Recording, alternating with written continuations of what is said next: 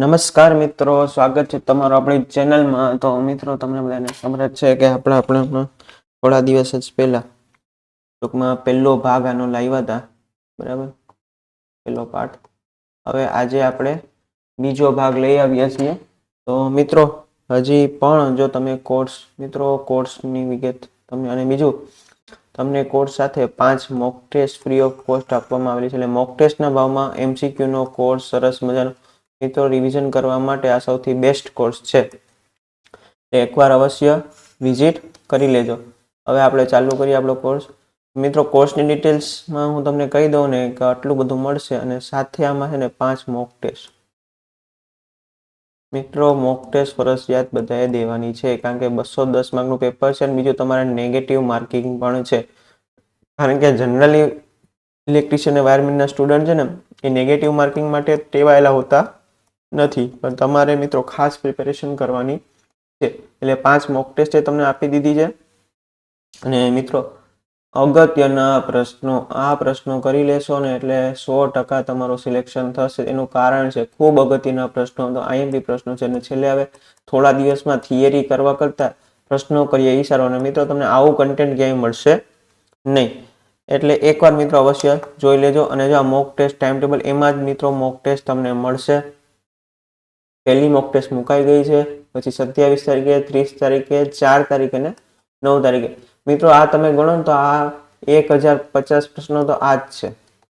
અને બીજા તમને MCQ એટલા આપેલા છે. એટલે તમે વિચારો કે આટલું આપણે કરી લઈએ એટલે આપણું સિલેક્શન થવાની શક્યતા. મિત્રોને આવી ભરતી પાછી આવશે ને, કારણ કે એક જ પરીક્ષા, જો તમે મેરિટમાં આવી ગયા અને તો તમારું સિલેક્શન પૂરું. અને ક્લાસ 3ની જોબ, મિત્રો તમારા PGVCL ને એના કરતાં આ બહુ ટોપ, એનાથી એક લેવલ અપ ગણાય આ જોબ. એટલે એકવાર મિત્રો તૈયારી કરજો, પછી અફસોસ ન થાય. કારણ કે હેલ્પરમાં ઘણા મિત્રોને ખૂબ અફસોસ થાય છે કે સાહેબ તમે જેવું કીધું તમે એવું કર્યું હોત તો. એટલે હું એવું ઈચ્છું છું કે અમે બહુ પ્લાનિંગ સાથે આ કોર્સ બનાવેલો છે. માર્કેટમાં ઘણા કોર્સ છે જેની રેટ પણ બહુ વધારે છે, પણ અમે પ્લાનિંગ નથી. અમે સિલેબસ પ્રમાણે તમને પ્લાનિંગ આખું આપેલું છે. અને અપડેટ, બરાબર, કાયમી અપડેટ, રોજ એમાં નવું કંઈક મૂકવામાં આવે છે, જે પરીક્ષા સુધી મૂકવામાં આવશે, જે તમને ખૂબ કામ આવશે. તો શરૂ કરીએ આજે આપણો પહેલો ક્વેશ્ચન. જોઈએ મિત્રો, તો પહેલો ક્વેશ્ચન શું છે કે ભાઈ, ટ્રાન્સફોર્મર કયા સિદ્ધાંત ઉપર કાર્ય કરે છે? મિત્રો, એક ટ્રાન્સફોર્મર છે ને એ ખાસ જોજો, કારણ કે ટ્રાન્સફોર્મરનો હું તમને કહું ને 5 થી 6 પ્રશ્નો મિનિમમ ટ્રાન્સફોર્મરના હશે. અને ટ્રાન્સફોર્મરના પ્રશ્નો આપણે મૂકેલા પણ છે. સિદ્ધાંત, એનો વર્કિંગ પ્રિન્સિપલ આપણે જણાવવાનો છે. Self induction, mutual induction, pole of potential matter કે લેન્ઝનો નિયમ. તો મિત્રો, બધાને ખબર છે કે ટ્રાન્સફોર્મર છે એ કયા સિદ્ધાંત ઉપર કાર્ય કરે છે? તો કે મ્યુચ્યુઅલ ઇન્ડક્ટન્સના સિદ્ધાંત ઉપર ટ્રાન્સફોર્મર કાર્ય કરે છે. તો આની ડિટેલ્સ જોઈએ મિત્રો. અને મિત્રો, હું તમને એમ કહું છું, તમે તૈયારી કરતા હોય ને તો હંમેશા ખાલી એક પ્રશ્ન નહીં, હવે આની નજીકના જેટલા પણ પ્રશ્નો આવતા હોય એ બધાય આપણે તૈયાર કરવા જોઈએ. તો આપણને શું કહે કે પ્રશ્નો 20 કરીએ, પણ આમ તમે તૈયારી જાઓ ને એટલે એ 70 થી 80 પ્રશ્નોની થાય. આવી રીતે તૈયારી કરશો ને મિત્રો તો 100% સિલેક્શન થશે. ને આપણે બધા પ્રશ્નો એવી રીતે તમને મૂકેલા પણ છે. જોઈએ, ટ્રાન્સફોર્મરનો મૂળભૂત સિદ્ધાંત ફેરાડેનો ઇલેક્ટ્રોમેગ્નેટિક ઇન્ડક્શનનો નિયમ, અથવા બે કોઇલ વચ્ચે પરસ્પર ઇન્ડક્શનનો નિયમ, જેને મ્યુચ્યુઅલ ઇન્ડક્ટન્સ કહેવામાં આવે છે. બરાબર, જ્યારે બે કોઇલ હોય એટલે શું થાય? Mutual induction. ટ્રાન્સફોર્મર, આ બે કોઇલમાં પ્રાથમિક કોઇલ અને ગૌણ કોઇલ, પ્રાથમિક વાઇન્ડિંગ ને સેકન્ડરી વાઇન્ડિંગ, બરાબર, વચ્ચે પરસ્પર ઇન્ડક્શનના સિદ્ધાંત પર કાર્ય કરે છે, જે સામાન્ય ચુંબકીય પ્રવાહ દ્વારા જોડાયેલા હોય છે. જ્યારે વૈકલ્પિક વોલ્ટેજનો સ્ત્રોત પ્રાથમિક કોઇલ સાથે જોડાયેલો હોય છે, ત્યારે પ્રાથમિકમાં ઉત્પન્ન થતો ચુંબકીય પ્રવાહ ગૌણ કોઇલમાં પ્રવાહને પ્રેરિત કરે છે, જેને મ્યુચ્યુઅલ ઇન્ડક્ટન્સ કહેવામાં આવે છે. તો મિત્રો, ટ્રાન્સફોર્મર જોતા હોય એટલે આપણે યાદ આવવું જોઈએ કે ભાઈ ટ્રાન્સફોર્મર DC ઉપર કામ કરે નહીં. DC સપ્લાય ટ્રાન્સફોર્મર આવે તો ટ્રાન્સફોર્મર બળી જાય.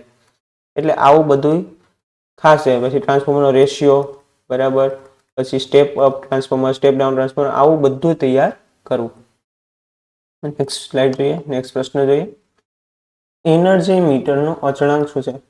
મિત્રો, પહેલા એનર્જી મીટર એટલે શું? કે તમારા ઘરે જે લાઇટ બિલ આવે એ જે બિલ જે મીટર દર્શાવે એને શું કહેવામાં આવે છે? Energy metre. મિત્રો, એને ઇન્ટિગ્રેટિંગ ટાઈપ મીટર કહેવામાં આવે છે? કયું મીટર? ઇન્ટિગ્રેટિંગ. હવે એનું મીટર અચળાંક વિશે પૂછ્યું છે. તો મીટર અચળાંક એટલે મીટર કઈ રીતે કયા સ્ટેપ્સ ઉપર કામ કરે છે અને એના ઉપરથી અચળાંક નક્કી થતો. કેડબલ્યુ નું પ્રારંભિક યુનિટ. મિત્રો કેડબલ્યુ એટલે યુનિટ. એક યુનિટ એટલે 1 kWh અથવા કે ની જગ્યાએ આપણે 1000 લખી શકીએ. ગયા વખતે મેં તમને સમજાવ્યું હતું, આમ લખી શકાય. પછી એનર્જી મીટરનો ગુણક ફેક્ટર પ્રતિ કિલો કેડબ્લ્યુએચ ડિસ્કના આટાની સંખ્યા કે કેડબ્લ્યુએચ મીટરનું અંતિમ રીડિંગ. તો મિત્રો એનર્જી મીટરનો મીટર અચળાંક એટલે શું થાય? પ્રતિ કેડબ્લ્યુએચ ડિસ્કના આટાની સંખ્યા, જેને એનર્જી મીટરનો મીટર અચળાંક કહેવામાં આવે છે. જો ઉર્જા મીટર એક ઉપકરણ છે જે સમય છતાં લોડ દ્વારા વપરાતી વિદ્યુત ઉર્જાની માત્રાને માપે છે. તે તાત્કાલિક વિદ્યુત જથ્થાઓ છે કે વોલ્ટેજ, વર્તમાન, પાવર ફેક્ટર, કરંટ ને કિલોવોટ કલાક એટલે કેડબ્લ્યુએચ અથવા એટલે આને આપણે યુનિટ પણ ગણીએ અથવા સમાન એકમોમાં વ્યક્ત કરેલા સંચિત ઉર્જાને જથ્થામાં રૂપાંતરિત કરે છે, જેનો ઉપયોગ બિલિંગ, દેખરેખ અને સંચાલન માટે થાય છે. એટલે મિત્રો એનર્જી મીટરનો મીટર અચળાંક પૂછે એટલે બધાને યાદ આવવું જોઈએ કે પ્રતિ કિલોવોટ અવર અથવા પ્રતિ યુનિટ આવું પણ લખેલું હોય. ડિસ્કના આટાની સંખ્યા. નેક્સ્ટ ક્વેશ્ચન જોઈએ. ફેઝ સિક્વન્સ ઇન્ડિકેટર કયા મશીનના સિદ્ધાંત ઉપર કાર્ય કરે છે? ફેઝ સિક્વન્સ મશીન તમને ખબર છે કે 3 ફેઝ સપ્લાય હોય એટલે 2 ફ્રીક્વન્સી RYB હોય, RBY હોય, બરાબર. તો આ જે મિત્રો આ ફેઝ સિક્વન્સ ખૂબ અગત્યનો રોલ ભજવે. જેમ કે તમારે મોટરની દિશા બદલવી હોય તો તમે ખાલી કોઈ પણ 2 ફેઝ બદલી નાખો તો મોટરની દિશા બદલાઈ જાય. એટલે જ્યારે આપણે પેરેલલ ઓપરેશન કરતા હોય ત્યારે ફેઝ સિક્વન્સ ફરજિયાત સરખા હોવા જોઈએ, બરાબર. તો એના માટે ફેઝ સિક્વન્સ ઇન્ડિકેટર એટલે ફેઝ સિક્વન્સ મશીન આવે છે, મીટર આવે છે.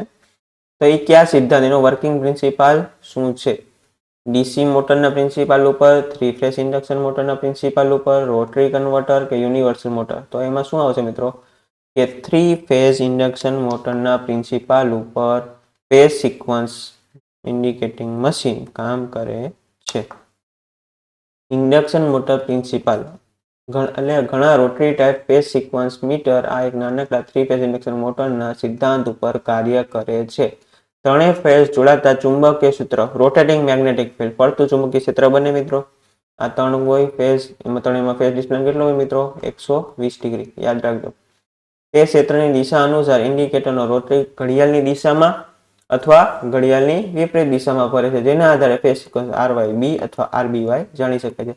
એટલે ફેઝ સિક્વન્સ મીટર મિત્રો શેના ઉપર કાર્ય કરે છે? ઇન્ડક્શન મોટર, 3 ફેઝ ઇન્ડક્શન મોટરના સિદ્ધાંત પર. એમાં ઇન્ડક્શન મોટર લખો એટલે ચાલે. નેક્સ્ટ ક્વેશ્ચન જોઈએ મિત્રો. સેન્ટર ટેપ ફૂલ વેવ રેક્ટિફાયરમાં કેટલા ડાયોડની જરૂર પડે છે? મિત્રો આપણે રેક્ટિફાયરમાં જો એક હાફ વેવ આવે, એક ફૂલ વેવ આવે, બરાબર, એક વિસ્ટર્ન બ્રિજ ટાઈપ આવે છે, બરાબર. હવે અહીંયા શું છે? સેન્ટર ટેપ એટલે ફૂલ વેવ તો છે જ, પણ કેવું છે? Centre tap. એમાં વપરાતા ડાયોડની સંખ્યા જણાવવાની છે. 1, 2, 3 કે 4. મિત્રો યાદ રાખશો, ઉતાવળે લોકો 4 લખશે, બટ સેન્ટર ટેપમાં હંમેશા કેટલા ડાયોડ હોય? 2 ડાયોડ હોય છે. જો તમને સમજાવું, જો centre tap full wave rectifier, જો આ પહેલું ડાયોડ છે, આ બીજું ડાયોડ છે. હવે જ્યારે આ એસી સપ્લાય એને આપવામાં આવે છે, જ્યારે પહેલી વાર એસી સપ્લાય આપવામાં આવે તો આ ડાયોડ કન્ડક્ટ થશે, બરાબર. આ ત્યારે રિવર્સ બાયસમાં કામ કરશે. એટલે પહેલી સાયકલ પહેલા ડાયોડ વડે મલ્ટી સાયકલ, આ બીજા ડાયોડ વડે મલ્ટી સાયકલ, આ બંને કમ્બાઈન થાય, બરાબર. એટલે મેઇન આપણો આઉટપુટ વોલ્ટેજ વેવફોર્મ, બરાબર. DC supply. રેક્ટિફાયર કયો સપ્લાય આપે? રેક્ટિફાયર કામ કરે એસી ટુ ડીસી, ઇન્વર્ટર કહું તો DC two AC. Next question જોઈએ. કંડક્ટર, સેમિકન્ડક્ટર, ઇન્સ્યુલેટર તરીકે સામગ્રી નક્કી કરવા માટેના માપદંડ શું છે? મિત્રો તમને ખબર છે 3 મટીરિયલ છે. એક કંડક્ટર છે, સેમિકન્ડક્ટર છે, ઇન્સ્યુલેટર છે. ગુજરાતીમાં એકદમ કહું ને તો મિત્રો સુવાહક મટીરિયલ, અર્ધવાહક મટીરિયલ અને અવાહક મટીરિયલ. આ પ્યોર ગુજરાતી. ઇન્સ્યુલેટર એટલે અવાહક થાય, સેમિકન્ડક્ટર અર્ધવાહક થાય, સુવાહક એટલે કંડક્ટર. આમાં આવશે સિલિકોન અને જર્મેનિયમ. તો મિત્રો આ આપણે નક્કી કેમ કર્યા? કોને ક્યાં કેમાં સમાવેશ કરવો, કઈ ધાતુને કેમાં સમાવેશ કરવો એ નક્કી કેમ થયું, એનો આ પ્રશ્ન પૂછ્યો છે તમને. એટમનું એટોમિક બોન્ડિંગ સ્ટ્રક્ચર, મટીરિયલમાં જે એટોમિક સ્ટ્રક્ચર છે એના ઉપર, મટીરિયલના એટમનો એટોમિક નંબર, એના પછી છે મટીરિયલના એટમનો એટોમિક નંબર, એટમમાં રહેલ વેલેન્સ ઇલેક્ટ્રોનનું માત્ર. તો મિત્રો શું આવશે, એટમમાં રહેલા વેલેન્સ ઇલેક્ટ્રોન, જે છેલ્લી કક્ષામાં વેલેન્સ એટલે છેલ્લી કક્ષામાં જે રહેલા ઇલેક્ટ્રોન હોય ને એના આધારે આ નક્કી થયેલું છે કે કોને કંડક્ટરમાં, કોને સેમિકન્ડક્ટર, કમિન્સમાં. એટલે આમાં ઇલેક્ટ્રોન પુષ્કળ માત્રામાં હોય, બરાબર, વિદ્યુતનું સુવાહક મટીરિયલ હોય, આ વિદ્યુતનું અવાહક હોય જેમ કે લાકડું, બરાબર, અને આ આમ અવાહક તરીકે કામ કરે પરંતુ અમુક સ્પેસિફિક અવરોધ કે સ્પેસિફિક વસ્તુ આપવામાં આવે એટલે એ વાહક બની જતો હોય. તમારું આખું જે ઇલેક્ટ્રોનિક્સ છે એ ડેવલપિંગ આના કારણે થયું. તમારું રિમોટ ઓપરેશનથી માંડી બધું એના મુખ્ય ડેવલપમેન્ટ આ છે. રિમોટ ઓપરેશન એમ કહેવાય ને કે ઓટોમેશન આના ઉપર ડેવલપમેન્ટ થયેલું છે. જો કંડક્ટર, સેમિકન્ડક્ટર અને ઇન્સ્યુલેટર. જુઓ આમાં ઇલેક્ટ્રોન છે, આ વેલેન્સ બેન્ડ છે અને અહીંયા શું છે, કન્ડક્શન બેન્ડ છે. એટલે થોડું આને સપ્લાય મળે, બરાબર, થોડો ફોર્સ મળે એટલે તરત જ વેલેન્સમાંથી કન્ડક્શનમાં વયા જાય એટલે આ સુવાહક મટીરિયલ થઈ ગયું. હવે અહીંયા જો એનર્જી ગેપ છે, બરાબર, ઇલેક્ટ્રોન છે, વેલેન્સ છે, અહીંયા પહોંચતા ને થોડોક ફોર્સ જોઈએ. કેટલો? એકદમ થોડો. એ કેટલો હોય? 1 ઇલેક્ટ્રોન વોલ્ટ જેટલો. કેટલો હોય? 1. અને મિત્રો ફોરબિડન ગેપ પણ કહેવામાં આવે છે, બરાબર, 1 ઇલેક્ટ્રોન વોલ્ટ જેટલો હોય છે. એટલે થોડી ઉર્જા મળે ને એટલે અહીંથી આ મુક્ત થઈ જાય એટલે એને સેમિકન્ડક્ટર. જ્યારે આ ગેપ છે ને આમાં બહુ મોટો હોય. ફોરબિડન ગેપ કેટલો મોટો હોય? બહુ. અને એ કેટલો હોય? 5 ઇલેક્ટ્રોન વોલ્ટ જેટલો. એટલે આ મટીરિયલ કયું તરીકે? અવાહક તરીકે. એટલે બહુ બધો ફોર્સ આપો તો પણ આ અહીંયા પહોંચે નહીં, વેલેન્સમાંથી કન્ડક્શનમાં પહોંચશે નહીં. એટલે આ સેમિકન્ડક્ટર, કંડક્ટર એટલે આપણે કોઈ પૂછે તો આપણે ખબર પડવી જોઈએ કે માપદંડ શું છે કે ભાઈ એટમમાં રહેલ વેલેન્સ ઇલેક્ટ્રોનનું અસ્તિત્વના આધારે નક્કી કરવામાં આવે છે. Next question. એમીટરની રેન્જ વધારવા માટે તેની પેરેલલમાં એક વધારાનો રેઝિસ્ટન્સ જોડવામાં આવે છે, તેને શું કહેવામાં આવે છે? પહેલા તો એમીટર શું માપશે મિત્રો? કરંટ માપશે. કેમાં હોય? સિરીઝમાં હોય. પેરેલલમાં એમીટર જોડવામાં આવે તો શું થાય? બળી જાય. હવે સમજો કે તમારા એમીટરની રેન્જ ઓછી છે, તમારે રેન્જ વધારવી છે, તો એક વધારાનો રેઝિસ્ટન્સ જોડવો પડશે. એને શું કહેવામાં આવે છે? તો મલ્ટીમીટર, શન્ટ, સિરીઝ કે કપલર. તો મિત્રો જે વધારાનો રેઝિસ્ટન્સ જોડવામાં આવે છે એને મિત્રો કયો રેઝિસ્ટન્સ કહેવામાં આવે છે? શન્ટ રેઝિસ્ટર કહેવામાં આવે છે. જો મિત્રો આ પૂછાય, આ મિત્રો એક્ઝામ્પલ તરીકે પણ પૂછાય. તમને અમુક કિંમત આપેલું હોય અને તમને એમ કે ભાઈ શન્ટ રેઝિસ્ટન્સની કિંમત શોધો, તો હું તમને આ વસ્તુ કરાવી દઉં છું કે ભાઈ એ મીટરનો આંતરિક રેઝિસ્ટન્સ બહુ ઓછો હોય છે, એ તો તમને ખબર જ છે. વધુ કરંટ આપો એટલે કરંટ મીટરમાંથી પસાર થવો એ જોખમી થાય, મીટર બળી જાય. તેથી પેરેલલમાં શન્ટ રેઝિસ્ટર લગાડવામાં આવે છે જેથી કરંટનો મોટા ભાગનો હિસ્સો શન્ટમાંથી પસાર થાય અને માત્ર થોડો જ કરંટ એમાંથી પસાર થાય એ મીટરમાંથી. હવે એનું સૂત્ર, શન્ટ રેઝિસ્ટરનું ફોર્મ્યુલા. I એટલે કે ભાઈ કેટલો કરંટ આપણે ખરેખર માપવો છે, બરાબર. Im એટલે મીટરનું ફૂલ સ્કેલ ડિફ્લેક્શન, મીટરની કેપેસિટી ગણો ને, મીટરની કરંટ કેપેસિટી, બરાબર. પછી Im એટલે Im આવી ગયું. પછી Rm મીટરનો આંતરિક રેઝિસ્ટન્સ, મીટરનો, બરાબર. અને RS એટલે શન્ટ રેઝિસ્ટન્સ જે આપણે શોધવાનો છે તે. તો સૂત્ર શું આવશે મિત્રો?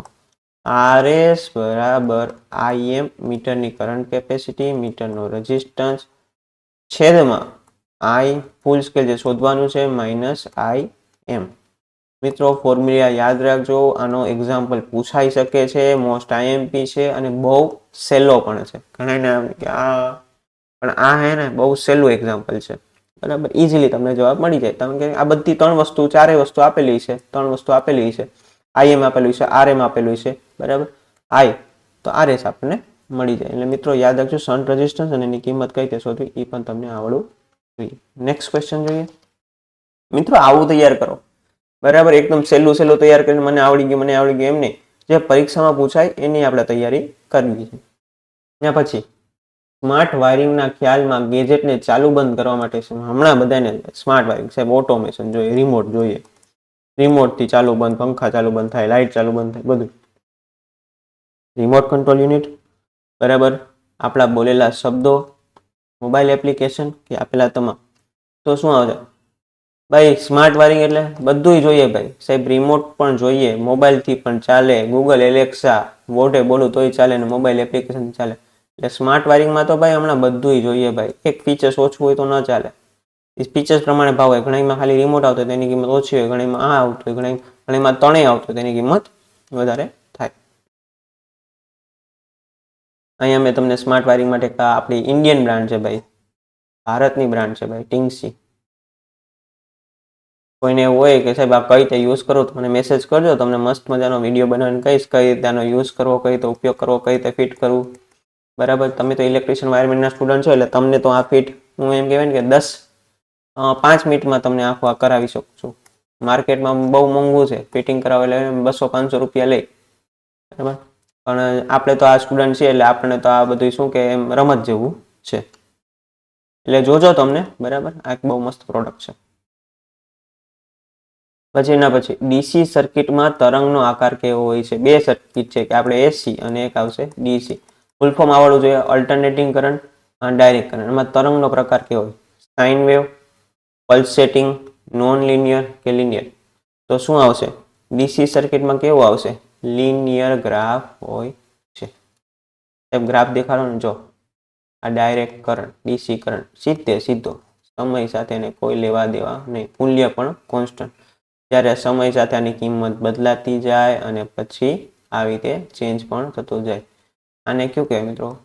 સાઇનોસોડિયલ. બે આવડવું જોઈએ મિત્રો. આમ તૈયારી કરો. આ બસ આટલું ગોખી લે એમ નહીં, ગોખવાનું નથી, સમજવાનું છે. આને એમ કહેવાય તો હવે પરીક્ષામાં આ ન પૂછે તો આ પૂછે તો આપણને આવડવું જોઈએ. આનું મૂલ્ય સમય સાથે બદલાતું નથી, આનું મૂલ્ય સમય સાથે બદલાય છે. નેક્સ્ટ ક્વેશ્ચન મિત્રો, કોર્સની ડિટેલ્સ આવી ગઈ છે. મારે વારઘડીએ કેવું નથી, પણ મિત્રો આ ખરેખર એમ કહેવાય ને કે કોરું માખણ છે.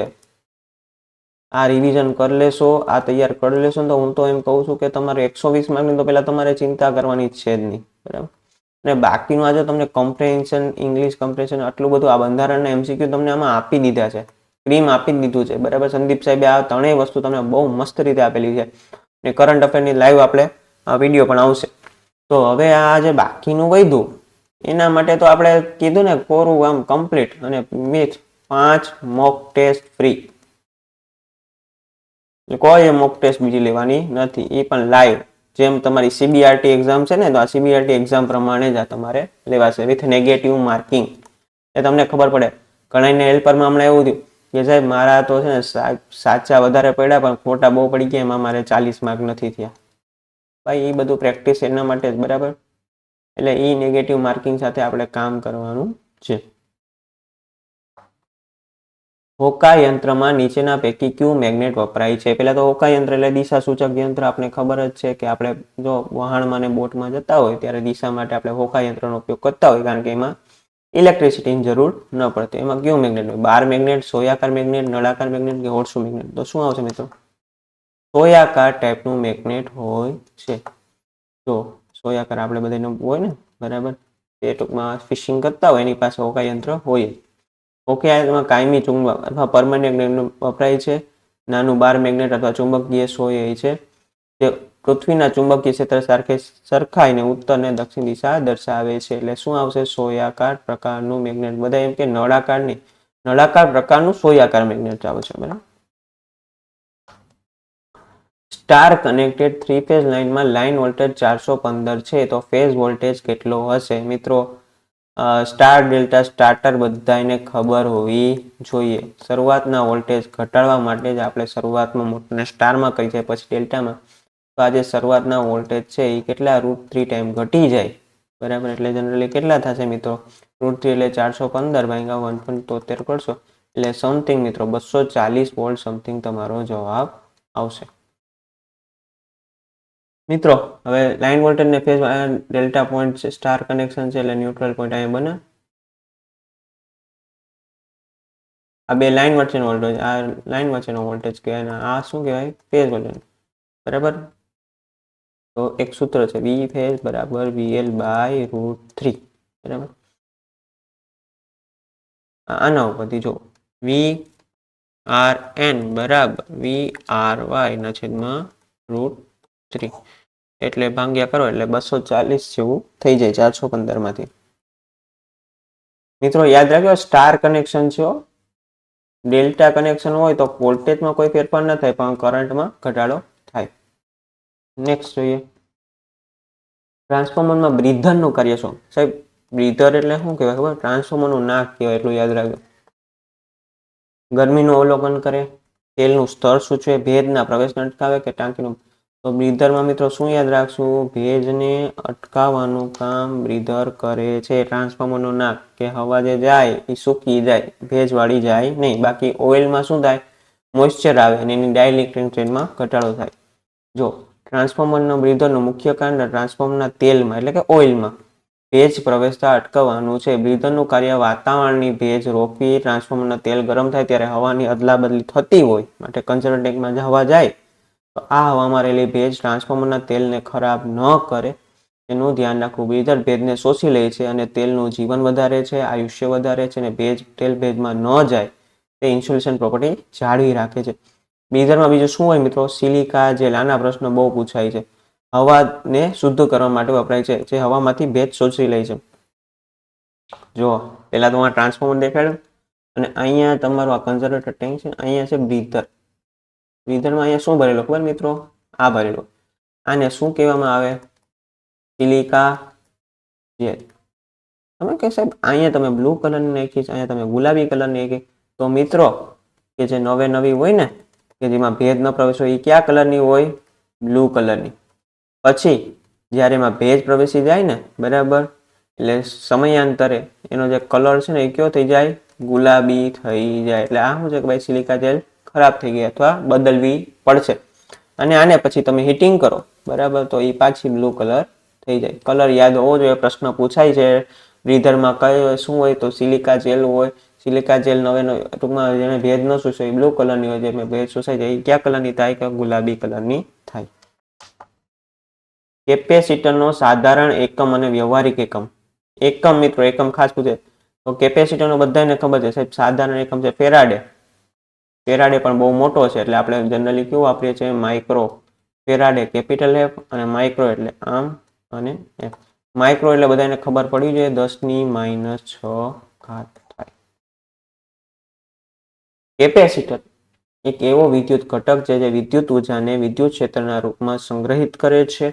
તે બે સંચાલક પ્લેટો અને તેમની વચ્ચે રહેલા ઇન્સ્યુલેટિંગ ડાઇલેક્ટ્રિકથી મટીરિયલથી બને છે.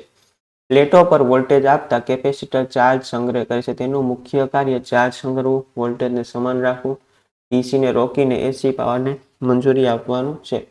પાવર ફેક્ટર સુધારવું, ટાઇમિંગ સર્કિટમાં કાર્ય કરવું. કેપેસિટરના પ્રકારોમાં સ્થિર કેપેસિટર જેમ કે સેરામિક, પછી mica, electrolyte, plastic film capacitor વપરાય છે. જેમાં ટ્રીમર કે ટ્યુનિંગ કેપેસિટરનો પણ સમાવેશ થાય છે. કેપેસિટરનો એકમ ફેરાડે છે. એને સંક્ષેપમાં કેપિટલ એફ લખવામાં આવે છે. નાના ઉપકરણમાં માઇક્રો ફેરાડે બરાબર, નેનો ફેરાડે અને પિકો ફેરાડે. માઇક્રો એટલે 10⁻6, નેનો એટલે 10⁻9 અને પિકો એટલે 10⁻12. આ યુનિટ કન્વર્ઝન આવડવું જોઈએ. મિત્રો બેઝિક તમને મેં સમજાવ્યું. શુદ્ધ સાઇન વેવ અને અલ્ટરનેટિવ કરંટની એવરેજ કિંમત કેટલી હોય છે? સાહેબ આ તો શું યાદ રાખશું? આ યાદ હોવું જોઈએ 0.637 ગુણ્યા કરંટની મેક્સિમમ ક્ષમતા એટલે કે IM. સમજાવું તમને જો શુદ્ધ સાઇન વેવ બરાબર તો શુદ્ધ સાઇન વેવ કેવું હોય? તો એક સાયકલ ગણવામાં આવે તો એવરેજ વેલ્યુ શું થાય? 0 થઈ જાય ને બરાબર. આમ તો સરખું સમજો, આ તો મને દોરવામાં થયું. તો સંપૂર્ણ સાયકલમાં પોઝિટિવ નેગેટિવ તો એવરેજ શું થઈ જાય? 0 થઈ જાય કારણ કે એક પોઝિટિવ છે અને એક નેગેટિવ છે. કારણ કે પ્લસ ને માઇનસ સમાન ભાગ. હવે તેને સરખાવતા ભેગા થઈને 0 થાય છે. પરંતુ જો અડધી સાયકલ લેવામાં આવે ને તો એનું એવરેજ મૂલ્ય કેટલું થાય? એવરેજ મૂલ્ય બધા કે 50%. 50% નહીં થાય મિત્રો. કેટલું થાય? √2 થાય છે. કેટલું થાય? શિખર વેલ્યુ એટલે પીક વેલ્યુ બરાબર. IM √2. √2 એટલે 1.41 કરશો એટલે 0.637 થશે. મોક ટેસ્ટ પરીક્ષા પહેલાની પૂર્ણ તૈયારી એટલે મોક ટેસ્ટ. જેને મોક ટેસ્ટ ન થાય એનું સિલેક્શન ન થાય કારણ કે એને ખબર જ ન હોય કે મને આ 3 કલાકનું પેપરમાં કેટલો ટાઈમ વધશે. ઘણા એવું હોય કે 2 કલાકમાં પેપર પૂરું કરીને બેસી જાય, પછી કે મેં તો નેગેટિવ ઠીક થઈ ગયા. પ્રોપર પ્લાનિંગ જોઈએ. એકવાર વ્યવસ્થિત મોક ટેસ્ટ આપો ને મિત્રો, તમે પહેલી મોક ટેસ્ટ આપજો અને હું તમને એમ કહું છું, પછી જ્યારે છેલ્લી આપશો ને ત્યારે તમને તમારામાં ઘણો બધો ફરક દેખાશે. તમે ટાઈમ મેનેજમેન્ટ શીખી જશો, નેગેટિવ ઓછા કરતા શીખી જશો. તો આના માટે આ મોક ટેસ્ટ છે ભાઈ. 3 માર્કની 10 માર્કની મોક ટેસ્ટ છે, એ પણ લાઈવ એપમાં વિથ નેગેટિવ માર્કિંગ. બધું ટૂંકમાં પરીક્ષા જેવી ફિલિંગ તમને આપે. તો આ તૈયારી કર્યા વગર આપણે પરીક્ષામાં જવું જોઈએ નહીં. આ તમને જ્યાં કોર્સ અલગથી લોન્ચ કરવાનો, તો એને બદલે આ તમને ગિફ્ટમાં આપી દીધો. બરાબર, એમ કહેવાય ને કે કોર્સ સાથે ફ્રી ઓફ કોસ્ટ 210 માર્ક. તો આ તમને ફ્રી ઓફ કોસ્ટ છે મિત્રો. આનો લાભ લેજો. હું હજી કહું છું કે એકવાર આ દીધા વગર તમે જતા નહીં, કારણ કે તો તમને ખબર પડશે કે ભાઈ નેગેટિવ કેટલું થાય. આમાં તો ઘણા આ 210 થાકી જાય પેપરમાં, ખબર તમને. તો એવું ન થાય. અને મિત્રો હું હજી કહું છું કે આમાં લોકોને છે ને મજાક જેવું લાગે છે કે આ તો આપણે કરી લેશું, આ કરી લેશું. પણ મિત્રો હું તમને હજી કહું છું કે આ હે ને મજાક જેવું નથી. પછી એમ થશે કે ઓછા માર્ક આવ્યા, સમજાણું. અને જે મહેનત કરશે ને એને આમાં સિલેક્શન થઈ જ જશે, કારણ કે આમાં છે ને બધાને થોડુંક મજાક જેવું લાગે છે કે નહીં અમે કરી નાખશું. આમ નહીં થાય તો નહીં થાય, બરાબર. એટલે એકવાર આ જોઈ લેજો. આ તમારા માટે જ એટલે ફ્રી ઓફ કોસ્ટ મૂકી છે. પછી ડેલ્ટા કનેક્શનનો ઉપયોગ નીચેનામાંથી શેના થાય છે? ડેલ્ટા કનેક્શન એટલે 3 વાયર સિસ્ટમ, બરાબર. 3 ફેઝ 3 વાયર સિસ્ટમ. ટ્રાન્સમિશન લાઇનના ટ્રાન્સફોર્મરમાં, મોટરના કનેક્શનમાં, ઇન્ડસ્ટ્રીયલ 3 ફેઝ લોડમાં. તો સાચી વાત છે કે ઉપરોક્ત તમામમાં કોનો ઉપયોગ થાય છે? ડેલ્ટા કનેક્શનનો. 3 phase 3 wire system. પછી પીડિતના રક્તસ્રાવને રોકવા માટે કઈ પ્રાથમિક, બરાબર, સમજો કોઈને અચાનક કંઈ વાગી ગયું હોય તો એને રક્તસ્રાવ થતો હોય તો આપણે પ્રાથમિક સારવાર સૌથી પહેલા દેવામાં આવે છે. તો સૌથી ઈજાગ્રસ્ત ભાગમાં દબાણ આપવું, ડ્રેસિંગ દ્વારા ઘાના ભાગને આવરી લેવો, ઈજાગ્રસ્ત ભાગને ઉપર તરફ રાખવું, મલમ લગાડ. તો શું આવશે? ઈજાગ્રસ્ત ભાગ ઉપર દબાણ દેવું. પીડિતના રક્તસ્રાવને રોકવા શું કરવું? સૌથી પહેલા ઈજાગ્રસ્ત ભાગ હોય એને શું કરવું? એમાં પ્રાથમિક સારવાર. નેક્સ્ટ ક્વેશ્ચન, ટ્રાન્સમિશન લાઇનને વર્ગીકૃત કરવા માટે નીચેનામાંથી કયા બળનો ઉપયોગ થાય છે? ટ્રાન્સમિશન લાઇનને ડિસ્ટ્રીબ્યુટ, તમે શોર્ટ લાઇન, મીડિયમ, લોંગ, અને શેમાં? વોલ્ટેજ રેટિંગ, લાઇનની લંબાઈ, કેપેસિટન્સ ઉપરોક્તમાં. તો જનરલી ટ્રાન્સમિશન લાઇનને વર્ગીકરણ કરવા માટે બધાય ફેક્ટર્સ બહુ મહત્વના છે. ઘણા લોકો લાઇનની લંબાઈ લખશે, પણ આ ક્વેશ્ચન માટે ખરેખર જવાબ શું આવશે? ઉપરોક્તમાં. નીચેનામાંથી સૌથી વધુ પ્રતિકારકતા શેમાં છે? મિત્રો પ્રતિકારકતા એટલે પ્રશ્ન યાદ રાખજો, અવરોધકતા. એટલે આપેલ બધામાંથી સૌથી વધારે અવરોધ કોનો છે? તો એમ કહું સૌથી ઓછો અવરોધ કોનો છે? તો સૌથી અવરોધ ચાંદિયા, પછી સોનું, તાંબુ. તો અહીંયા આપણો જવાબ શું આવશે? એલ્યુમિનિયમ. ઉતાવળે આમાં ઘણા લોકો ભૂલ કરશે, એટલે પ્રશ્નને ખાસ વાંચો. અવરોધકતા કોની કહે? પ્રતિકારકતા કોની કહે? ફ્યુઝનું રેટિંગ હંમેશા શેમાં દર્શાવવામાં આવે છે? ફ્યુઝનો સિમ્બોલ એ આવડવું જોઈએ. ગયા વખતે મેં ફ્યુઝનો સિમ્બોલ પૂછ્યો હતો, બરાબર. રિવાયરેબલ ફ્યુઝનો સિમ્બોલ આવી રીતે હોય. ઉભા રહેજો, ક્લિયર કરી નાખું.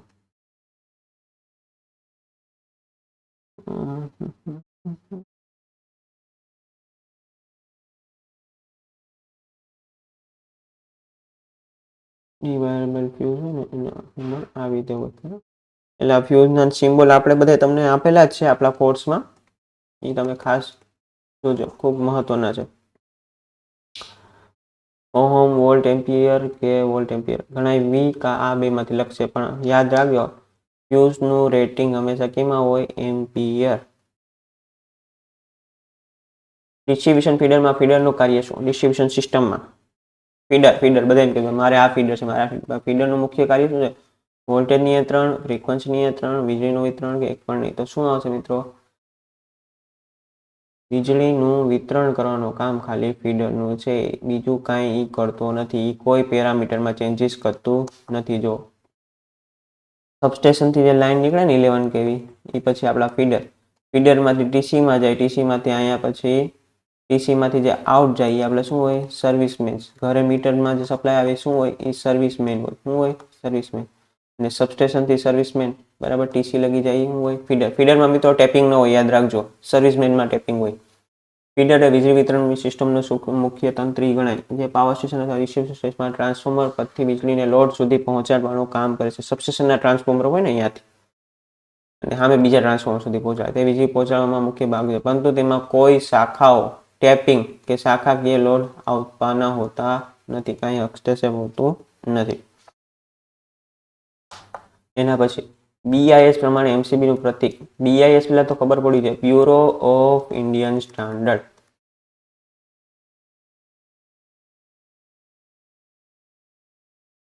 બરાબર. સર્કિટ બ્રેકરનું પ્રતીક સિમ્બોલ મિત્રો આ બરાબર IS કોડ જેટલા છે ને એની કોડ નેશનલ ઇલેક્ટ્રિસિટી કોડ આપણા કોર્સમાં ક્યાંય માર્કેટમાં મિત્રો તમને આ કોડ નહીં મળે. 60 જેટલા કોડ છે આપણા કોર્સમાં તમને મેં ગોતીને બધું આપી દીધું છે. તમને શું કહે કે બધું મટીરિયલ આમાં આપી દીધું. એની કોડ ને IEC કોડની સ્પેશિયલ PDF આપણા કોર્સમાં તમને આપેલી છે. પરીક્ષામાં આમાંથી 3 પ્રશ્નો હશે, જેનું કારણ છે કે સિલેબસમાં આપેલું છે અને માર્કેટમાં કોઈ બુકમાં નથી, કોઈ પબ્લિકેશન આકાશ પ્રકાશ ગમે એ પબ્લિકેશન લઈ લો, આ ક્યાંય આપેલું નથી. તમને અમે આમાં આપી દીધું છે. યાદ રાખજો મિત્રો, આવું કન્ટેન્ટ આપેલું છે. આ તમારે યાદ રાખવાના છે અને ફરજિયાત યાદ રાખવા જ જોઈએ, કારણ કે 4 થી 5 તો 3 તો મેં મિનિમમ કીધા. બરાબર. તો MCB નું પ્રતીક સ્ટાન્ડર્ડ શું છે? IS 8828. મિત્રો કોર્સની ડિટેલ્સ આવી ગઈ છે. હજી લગી કોર્સ પરચેસ ન કરેલું હોય તો કરી લેજો.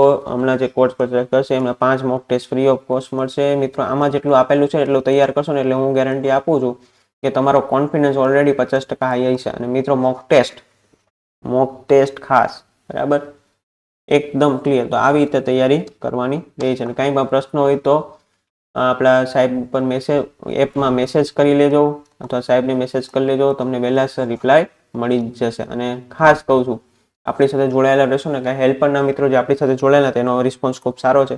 આમાં જોડાયેલા રહેશો ને તો આમાં પણ સિલેક્શન મેળવશો. કદાચ ગુજરાતમાં ફર્સ્ટ પણ તમે આવી શકશો. ઓકે મિત્રો, આજે એટલું રાખીએ. હવે મળીએ નવા વિડીયોમાં નવા લેક્ચર